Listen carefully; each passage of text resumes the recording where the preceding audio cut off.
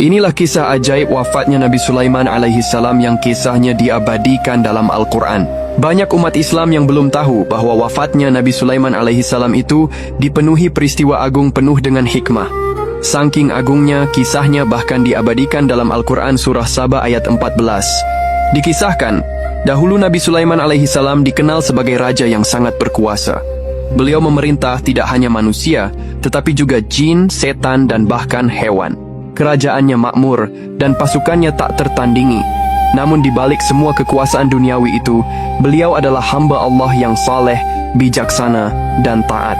Beliau dianugerahi kemampuan berbicara dan memahami bahasa hewan, termasuk burung seperti kisah burung Hudhud dan Ratu Balkis. Angin tunduk padanya, memindahkannya beserta bala tentaranya kemana saja dalam sekejap. Beliau juga mampu mengendalikan jin dan setan yang dipekerjakan untuk membangun bangunan megah, istana, dan benda-benda seni.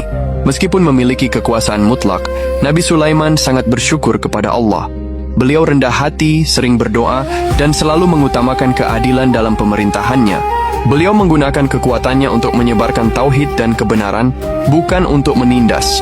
Wafatnya Nabi Sulaiman adalah salah satu peristiwa paling unik dalam sejarah kenabian, yang menjadi bukti nyata bahwa hanya Allah yang mengetahui hal gaib. Dahulu Nabi Sulaiman alaihi salam meninggal dunia karena ajal yang telah ditetapkan Allah subhanahu wa ta'ala sebagaimana manusia biasa. Tidak ada penyebab fisik spesifik yang dicatat selain ketetapan ilahi. Peristiwa ini terjadi saat beliau sedang mengawasi pekerjaan pembangunan Baitul Maqdis di Yerusalem. Keajaiban terjadi pada prosesi wafatnya, di mana Nabi Sulaiman meninggal dalam posisi berdiri, bersandar pada tongkatnya di tengah-tengah para jin yang sedang bekerja keras membangun. Karena para jin tidak mengetahui hal yang gaib, mereka tidak menyadari bahwa pemimpin mereka telah meninggal. Ajaibnya, tubuh Nabi Sulaiman tetap tegak berdiri dalam waktu yang cukup lama, mungkin berbulan-bulan atau bahkan bertahun-tahun, sementara para jin terus bekerja di bawah pengawasannya yang tampak. Bayangkan, selama waktu itu tubuh Nabi Sulaiman tetap utuh tanpa mengalami pembusukan sedikit pun. Barulah ketika rayap atau sejenis serangga tanah memakan bagian bawah tongkat beliau, tongkat itu menjadi rapuh dan patah. Tubuh Nabi Sulaiman yang sudah kaku akhirnya tersungkur ke tanah.